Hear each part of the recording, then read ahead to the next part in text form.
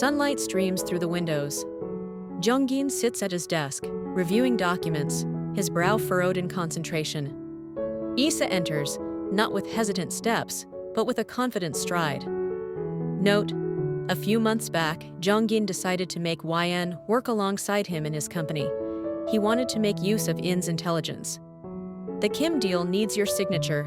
I've addressed your concerns, as discussed, Yn said calmly, yet directly.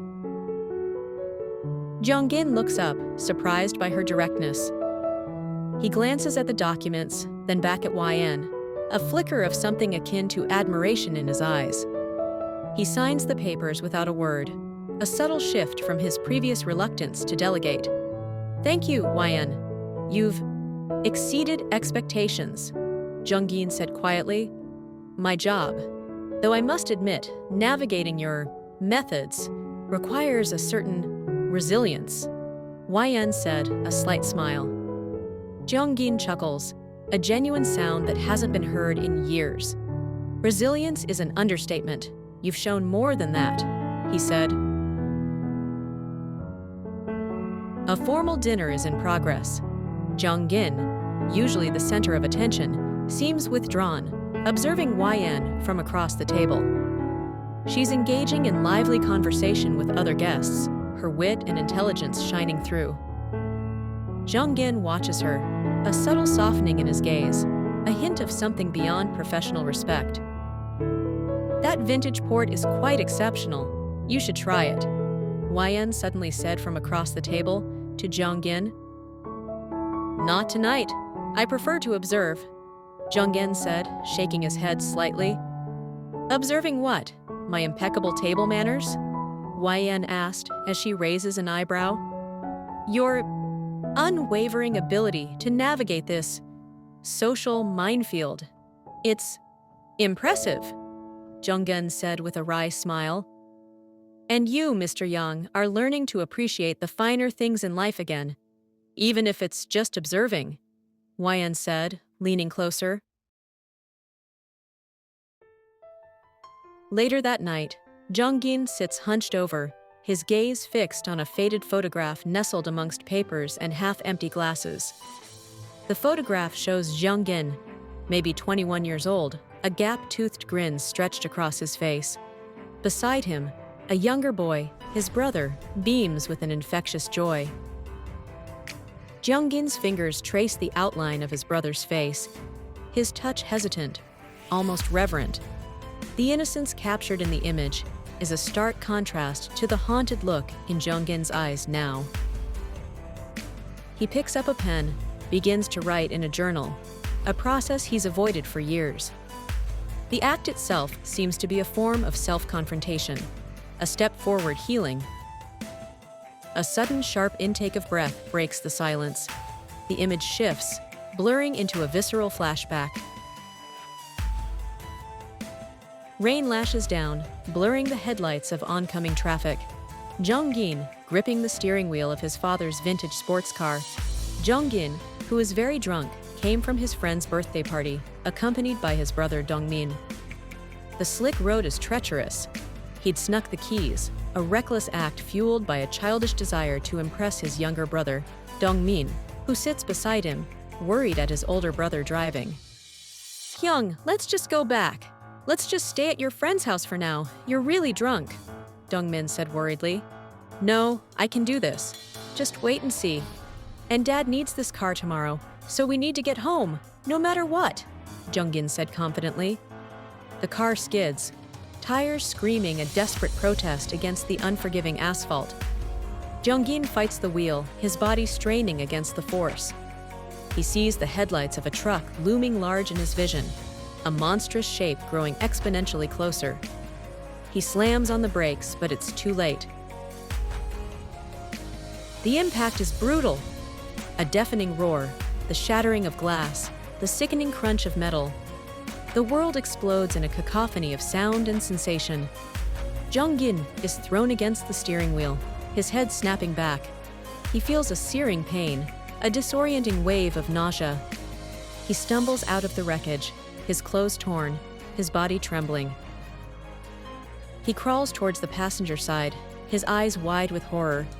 Dongmin's lies still, his small body trapped beneath the twisted metal, his face pale and lifeless, a single tear tracing a path through the grime on his cheek. The rain washes over them both, blurring the scene, mirroring the chaos in Jeonggin's mind. The smell of gasoline and burning rubber fills the air, a pungent reminder of the irreversible damage done.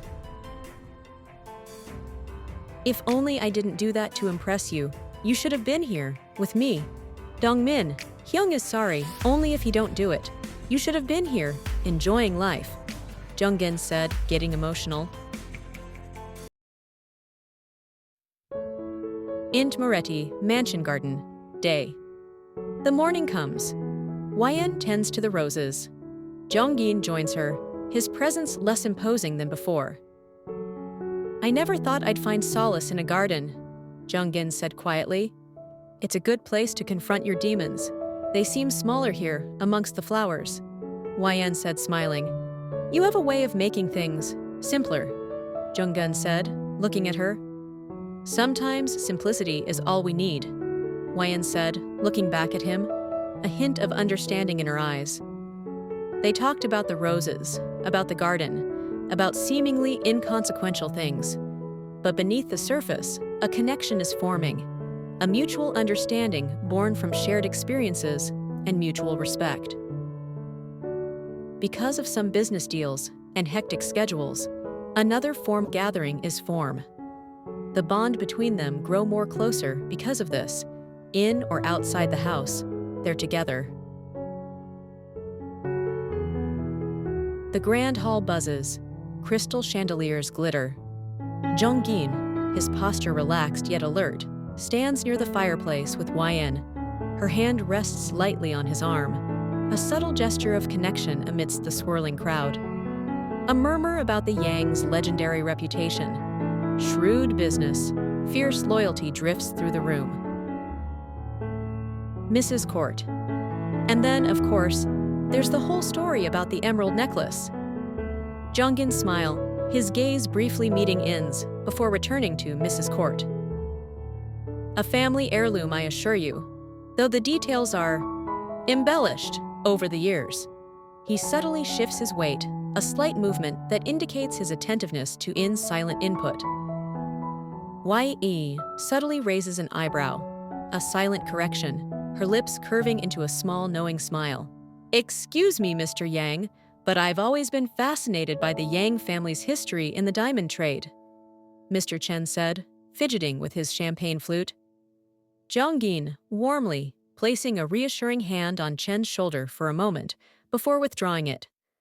Please, call me Jeongin, and the diamond trade is only a small part of our history. Generations of Yang have built this family, brick by brick, deal by deal. He subtly gestures towards Yen with a slight nod of his head, including her in the conversation. Yen joining in, her eyes sparkling with amusement, and sometimes a little bit of strategic maneuvering. She winks at Jeongin, a playful glint in her eyes. She subtly straightens, her posture conveying confidence and subtle authority. Jeongin laughs, a genuine relaxed sound.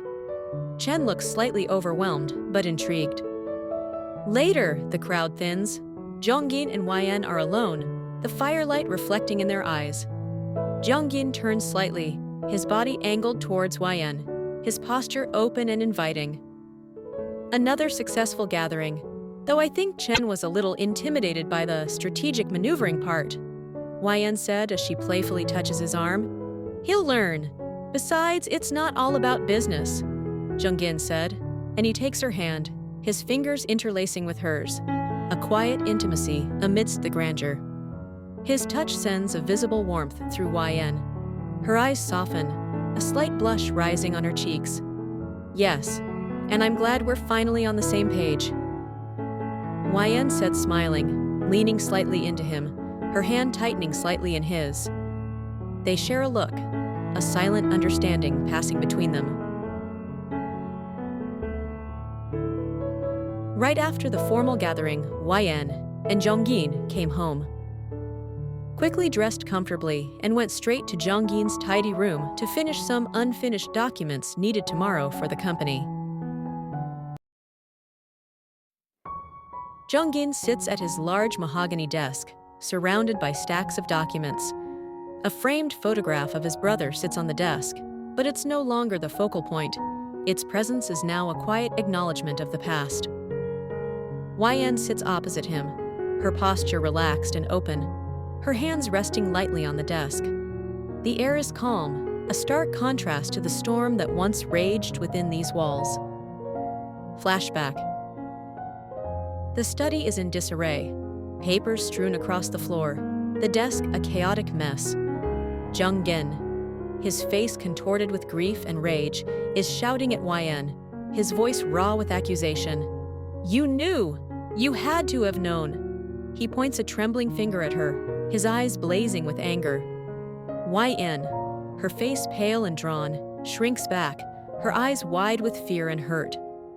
She tries to speak, but her voice is choked with emotion. A single tear rolls down her cheek. The sound of shattering glass punctuates the scene, a physical manifestation of their broken trust. Present. Jeongin picks up a document, his gaze intense but controlled. The calm of the present scene is a stark contrast to the raw emotion of the flashback. He pauses, a slight frown creasing his forehead. Yan, without looking up, smoothly pushes a file across the desk towards him. Yan pointing to a section. "This might help. This needs clarification. I suggest we..." She says quietly. It's the missing piece of the puzzle, offered with a quiet confidence and a subtle smile. I trust your judgment, Yan. Proceed," Jeongin said, interrupting gently. "Good, because I intend to," Yan said, smiling. Their collaboration is now seamless, a silent understanding replacing the former animosity. The quiet efficiency of their present interaction underscores the profound shift in their relationship. They work in comfortable silence for a while. The only sounds, the gentle scratching of pens, and the occasional sigh of concentration. Jeongin glances up at Yan, catching her eye. She offers a small, encouraging smile. The tension that once defined their interactions is completely absent. Their shared journey, marked by loss and healing, has forged a bond of mutual respect and quiet partnership. Jeongin leans back in his chair, running a hand through his hair. He speaks, his voice low and thoughtful. "I still can't believe we've become like this. We've come a long way," Yan said softly. Jeongin nods, his gaze falling back to the documents. He picks up a pen, his movements deliberate and precise. Yan watches him, a subtle expression of admiration in her eyes. Their shared grief has brought them together, forging a bond stronger than any initial tension. The past still lingers, a shadow in the corners of the room, but it no longer holds the same power. A new dynamic has emerged, one built on mutual respect, a burgeoning sense of trust, and a shared commitment to moving forward. The photograph of his brother remains on the desk, a reminder of their shared loss, but it's now overshadowed by the quiet strength and burgeoning partnership between Jeongin and Yan. After they work all night, now is time to bed. They sharing a bed for so long, but they didn't touch, a palpable tension filling the space between them. The room is dimly lit, casting long shadows that emphasize the intimacy and the unspoken desires simmering beneath the surface. Yan is dressed in a simple nightgown, her hair loose around her shoulders. Jeongin is in a dark robe, his usual composed demeanor slightly frayed. They share a long, intense gaze, a silent acknowledgement of the unspoken desires that simmer beneath the surface of their arranged marriage. The air crackles with unspoken emotions, a charged moment hanging between them. In's expression is a mixture of longing and apprehension. Jeonggin's breath hitches noticeably, a palpable sign of his inner turmoil, the weight of his past threatening to overwhelm him. He looks away momentarily, his gaze falling to the floor, before returning to In's eyes. The silence stretches, heavy with unspoken words and simmering emotions. Jeongin's hand reaches out, then hesitates, hovering near In's arm. He clenches his jaw, his body language revealing the internal struggle between his desire and his apprehension. The weight of his past, the loss of his brother, the pressure of family expectations, the initial animosity towards YN threatens to consume him. YN steps closer, her hand gently resting on his arm. Her touch is soft, reassuring, yet it carries a strength that belies her gentle demeanor. Jeongin visibly relaxes under her touch, his shoulders slumping slightly. He closes his eyes briefly, as if gathering his strength. When he opens them again, his gaze is softer, more vulnerable. The initial tension remains, but it's now laced with a burgeoning sense of hope. YN speaks, her voice a low, husky whisper, barely audible above the quiet rhythm of their breathing. She reaches up, her fingers gently tracing the line of his jaw, her touch lingering. "Jeongin," she whispers, her eyes locking with his. "It wasn't supposed to be like this. This wasn't part of the plan. But watching you, seeing the strength beneath the sorrow, the kindness hidden behind the anger, it broke through all my carefully constructed defenses. It's not just pity, Jeongin. It's admiration. It's the way you fight for what you believe in, even when it hurts. It's the quiet moments of vulnerability I glimpse, the moments when the mask slips. And it's those moments, Jeongin, that made me fall for you." Her confession is a raw emotional revelation, specific and deeply personal. Hearing that Jeongin hesitate for a moment, this time he didn't hesitate to hold her hand, looking at her with soft, unwavering eyes, with hope for the future. "YN, I know we started our marriage because of a debt. At first, we didn't really get along. We were always fighting no matter what we did. But as time passed by and you tried to get to know me better, and I tried to get to know you better, everything changed. Honestly, you were the only one who was there by my side when I needed someone to hold, when I needed someone to comfort me, because after my father passed me of being heir of the Yang family, my father and mother flew on Italy as they wanted a peaceful life. And I agreed to that. I didn't want them to worry about me. So, I'm alone here in this big mansion. So, I'm thankful to you for that. And despite some hesitation and fears, you got the courage to approach me. So YN, you're beautiful, kind, and intelligent, and I will do everything just to be equal to you. I know I don't deserve you, but I will do everything just so you can say it, and I can tell the whole world that I deserve you. YN, I like you, Jeongin said. His confession is raw. This is what he's been feeling all along, but just hesitate to admit it because of his past and the expectation of other people. I like you too, Jeongin, more than I ever thought possible, YN said, with her eyes glistening, a small shaky smile gracing her lips. Jeongin smiles, a genuine, heart-stopping smile. He pulls her into a tender embrace. The initial hesitancy melts away, replaced by a desperate need. They kiss, a slow, passionate kiss that speaks volume. It's a kiss that transcends the darkness of his world, a promise of a future built on love, not contracts. Their hands intertwined, a symbol of their newfound bond. The moonlight illuminates their faces, highlighting the raw emotion in their eyes. Jeongin gently guides her to lie down, their bodies close. He tucks a stray strand of hair behind her ear, his touch feather-light. You look so beautiful, my love. Jeongin whispered sweet things, his voice a low rumble that sends shivers down her spine. He speaks of a life beyond the Mafia, a life where they can be together, free from the shadows that have always surrounded them. After a few days, it reached Jiwan Jeonggin's uncle that Jeongin and YN are getting close to each other. He can't tolerate it. He has plans, and he won't allow it to be ruined, so he decided to meet Jeongin. Jeonggin's mansion.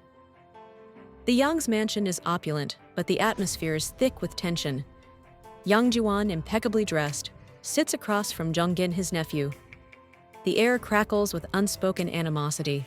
a legacy of years of simmering resentment and rivalry, punctuated by specific, brutal conflicts. A half-eaten meal sits untouched between them, a stark reflection of the fractured relationship. The only sound is the rhythmic ticking of a grandfather clock in the corner, each tick emphasizing the passage of time and the growing chasm between them. This arrangement with YN. It's convenient, wouldn't you say? A convenient way to consolidate power, to further your own ambitions, while conveniently sidelining your uncle. Remember the Montenegro deal? You swooped in at the last minute, undercutting my negotiations, securing the contract for yourself. A blatant power grab, Jeongin, Jiwan said calmly, sipping wine, his voice laced with a subtle sneer. Jeonggin's eyes narrow, a flicker of fury crossing his face. The years of subtle jabs and power plays, culminating in outright betrayals, have left their mark. Convenient for whom, uncle? You've always been obsessed with control, with maintaining your position at the top. This marriage is just another step in your relentless pursuit of power. And don't forget the Kim family's land deal. You sabotaged my efforts, leaked information to our competitors, costing me millions. That wasn't just business, Jiwan. That was personal, Jeongin said coldly, his voice tight with barely controlled rage. Jiwan smiles, a thin, predatory smile that reveals the depth of his contempt. Oh, I'm not so naive as to believe you're not playing your own game, Jeongin. But I've been doing some digging into Ian's background. Her family, the Kims. They're more influential than we initially thought. More influential than you initially thought. And you, my dear nephew, have always underestimated me. Remember the Corleone alliance? You almost jeopardized the entire operation with your reckless ambition, forcing me to clean up your mess, Jiwan said, leaning back, his voice dropping to a conspiratorial whisper. Jeongin leans forward, his interest piqued, but his suspicion remains. The years of their feud have taught him to be wary of Jiwan's charm. And what are you suggesting, uncle? Another one of your manipulative schemes to undermine me? To steal what I've rightfully earned? You've always been jealous of my success, haven't you? Jealous of my ability to forge alliances and secure lucrative deals.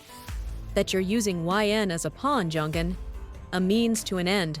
She's more valuable than you realize. Her family holds a key to something far bigger than this petty feud we've been engaged in for years. A feud you started, I might add, with your relentless ambition and thirst for power. And let's not forget the incident with the shipment of diamonds. Your impulsive actions nearly cost us everything, Jiwan said, shrugging, his eyes glinting with malicious amusement. Jeonggin's eyes darken. He senses the betrayal, the subtle shift in Jiwan's demeanor. The casual charm has vanished, replaced by a calculating coldness that speaks volumes about the depth of their animosity. The years of subtle power struggles, the constant undermining, the unspoken accusations, it all culminates in this tense moment. And what makes you think you know more than I do, uncle? I've been playing this game far longer than you. I've seen your underhanded tactics, your attempts to manipulate and control, but I've always been one step ahead. Until now, perhaps. Jeongin said, his voice low and dangerous, his anger barely contained. Jiwan, raising his glass, his eyes glinting in the candlelight. Perhaps. But even the most skilled player can be blindsided. Yin's family. They have connections. Connections that could be lucrative. Connections that could topple this entire empire we've built. Unless, of course, we control them. Together. Or perhaps separately. He lets the words hang in the air, a subtle threat veiled in a seemingly conciliatory tone. The unspoken rivalry, the years of conflict, the simmering resentment, it all hangs heavy in the air, a silent battle of wills. Jeonggin's face, his expression unreadable, a storm brewing beneath the surface.